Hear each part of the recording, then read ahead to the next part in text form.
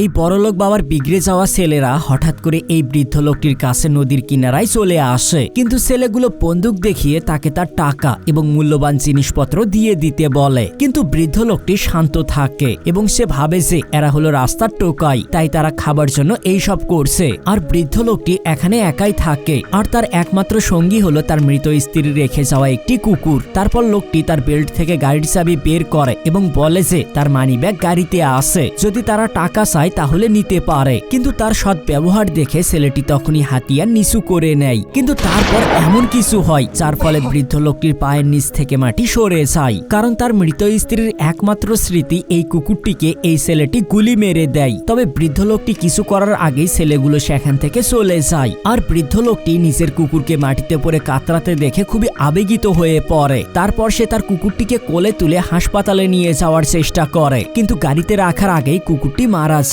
আর এইটা দেখে সে কান্নায় ভেঙে পড়ে, কারণ কুকুরটি তার মৃত স্ত্রীর দেওয়া সর্বশেষ স্মৃতি ছিল। তারপর লোকটি ঘরে গিয়ে ঘরের উঠানে একটি গর্ত করে এবং সেখানে তার প্রিয় কুকুরটিকে কবর দেয়। তারপরের দিন সে তার কুকুরটিকে নিজের আশেপাশে দেখতে না পেয়ে খুবই একাকিত্ব অনুভব করে। আর যতই সে এই বিষয়ে ভাবতে থাকে ততই তার রাগ বাড়তে শুরু করে। তাই সে স্টোররুমে রাখা একটি আলমারি খোলে এবং সে একজন অবসরপ্রাপ্ত সেনা কর্মকর্তা হওয়ার কারণে তখনই হাতিয়ারটি চিনে ফেলে, যেটা দিয়ে তার কুকুরটিকে হত্যা করা হয়েছে। তারপর সে তার বন্ধুকে কল করে, যার কিনা বন্দুকের দোকান ছিল, এবং সে তার কাছ থেকে ছেলেটির তথ্য নেওয়ার চেষ্টা করে। কিন্তু তার বন্ধু বলে যে ওই মডেলের বন্দুকটি সে কখনোই বিক্রি করেনি, তাই তাকে শহরের অন্য আরেকটি দোকানে যেতে হয়, যেখানে গিয়ে সে ওই বন্দুকটি এবং ওই ছেলেটি সম্পর্কে জিজ্ঞেস করে। কিন্তু অ্যাসিস্ট্যান্ট গ্রাহককে তথ্য দিতে অস্বীকার করে, কিন্তু সে হার মানে না। এবং যখন সে দেখতে পায় দোকান মালিকের কাছেও একটি কুকুর আছে, তখন সে তার ঘটনাটি তাকে খুলে বলে এবং বলে যে কিভাবে ছেলেটি তার প্রিয় কুকুরটিকে গুলি করে মেরে ফেলেছে।